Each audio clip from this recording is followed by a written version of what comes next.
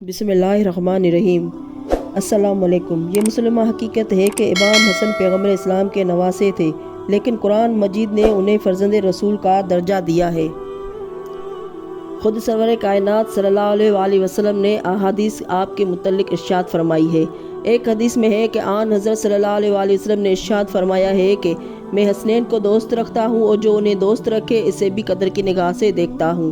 ایک صحابی کا بیان ہے کہ میں نے رسول کریم صلی اللہ علیہ وآلہ وسلم کو اس حال میں دیکھا ہے کہ وہ ایک کندھے پر امام حسن علیہ السلام کو اور ایک کندھے پر امام حسین علیہ السلام کو بٹھائے ہوئے لے جا رہے ہیں، اور باری باری دونوں کا منہ چومتے جاتے ہیں۔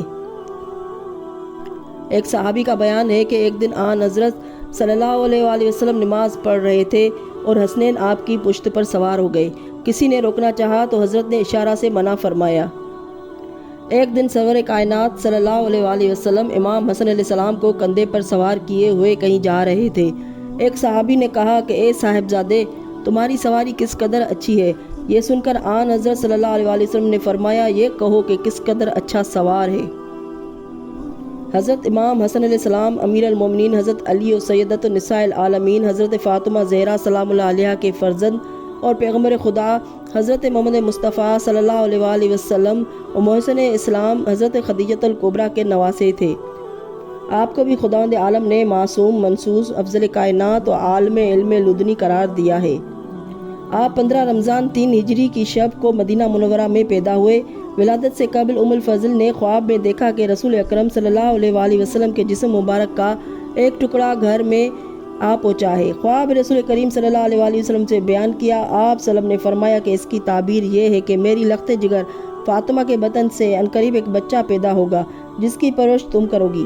محققین کا کہنا ہے کہ رسول کریم صلی اللہ علیہ وآلہ وسلم کے گھر میں آپ کی پیدائش اپنی نوعیت کی پہلی خوشی تھی۔ آپ کی ولادت نے رسول کے دامن سے مقطوع نسل ہونے کا دھبا صاف کر دیا اور دنیا کے سامنے سورہ کوثر کی ایک عملی اور بنیادی تفسیر پیش کر دی۔ ولادت کے بعد اسم گرامی حمزہ تجویز ہو رہا تھا، لیکن سرور کائنات صلی اللہ علیہ وآلہ وسلم نے بحکم خدا موسیٰ کے وزیر ہارون کے فرزندوں کے شبر و شبیر نام پر آپ کا نام حسن اور بعد میں آپ کے بھائی کا نام حسین رکھا۔ بحر الانوار میں ہے کہ امام حسن علیہ السلام کی پیدائش کے بعد جبریل امین علیہ السلام نے سرور کائنات صلی اللہ علیہ وآلہ وسلم کی خدمت میں ایک سفید ریشمی رومال پیش کیا جس پر حسن لکھا ہوا تھا۔ خداوند عالم نے فاطمہ کے دونوں شہزادوں کا نام انظار عالم سے پوشیدہ رکھا تھا، یعنی ان سے پہلے حسن اور حسین نام سے کوئی موسوم نہیں ہوا تھا۔ کتاب العلم الورا کے مطابق یہ نام بھی لوح محفوظ میں پہلے سے لکھا ہوا تھا۔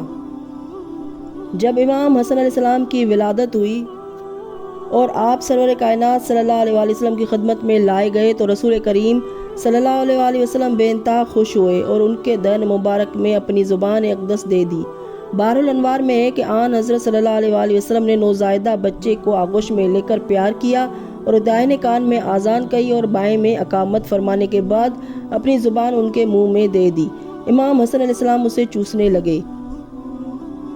اس کے بعد آپ نے دعا کی، خدایا اس کو اور اس کی اولاد کو اپنی پناہ میں رکھنا۔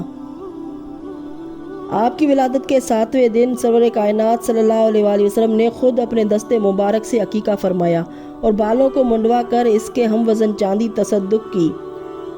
علماء کا بیان ہے کہ عقیقے کے سلسلے میں دمبا ذبح کیا گیا۔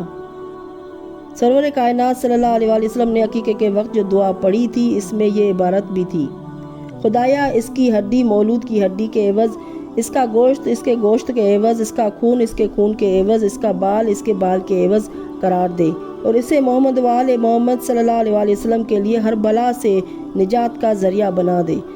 امام شافعی رحمۃ اللہ علیہ کا کہنا ہے کہ آن حضرت صلی اللہ علیہ وآلہ وسلم نے امام حسن علیہ السلام کا عقیقہ کر کے اس کے سنت ہونے کی دائمی بنیاد ڈال دی۔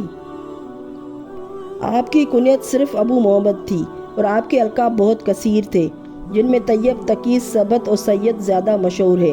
محمد بن طلحہ شافعی کا بیان ہے کہ آپ کا سید لقب خود سرور کائنات صلی اللہ علیہ وآلہ وسلم کا عطا کردہ ہے۔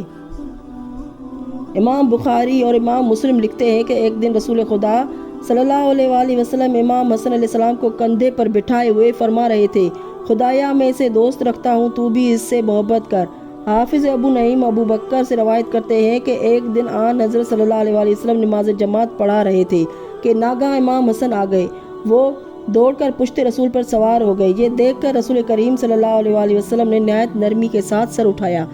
اختتام نماز پر آپ سے اس کا تذکرہ کیا گیا تو فرمایا یہ میرا گل امید ہے، ابنی ھذا سید، یہ میرا بیٹا سید ہے، اور دیکھو یہ عنقریب دو بڑے گروہوں میں صلح کرائے گا۔ امام نسانی عبداللہ ابن شداد سے روایت کرتے ہیں کہ ایک دن نماز عشاء پڑھانے کے لیے آن حضرت صلی اللہ علیہ وآلہ وسلم تشریف لائے۔ آپ کے آغوش میں امام حسن علیہ السلام تھے۔ آن حضرت نماز میں مشغول ہو گئے۔ جب سجدے میں گئے تو اتنا طول کر دیا کہ میں یہ سمجھنے لگا شاید آپ پر وحی نازل ہونے لگی ہے۔ اختتام نماز پر آپ سے اس کا ذکر کیا گیا تو فرمایا کہ میرا فرزند میری پشت پر آ گیا تھا، میں نے یہ نہ چاہا کہ اس وقت اس تک پشت سے اتاروں جب تک وہ خود نہ اتر جائے، اس لیے سجدے کو طول دینا پڑا۔ آن حضرت صلی اللہ علیہ وآلہ وسلم ایک دن مئو خطبہ تھے کہ حسنین آ گئے اور حسن علیہ السلام کے پاؤں دامن ابا میں اس طرح الجھے کہ زمین پر گر پڑے۔ یہ دیکھ کر آن حضرت صلی اللہ علیہ وآلہ وسلم نے خطبہ ترک کر دیا اور ممبر سے اتر کر انہیں آغوش میں اٹھا لیا اور ممبر پر لے جا کر خطبہ شروع فرمایا۔ اللہم صلی علی محمد وآل محمد وعجل فرجہم۔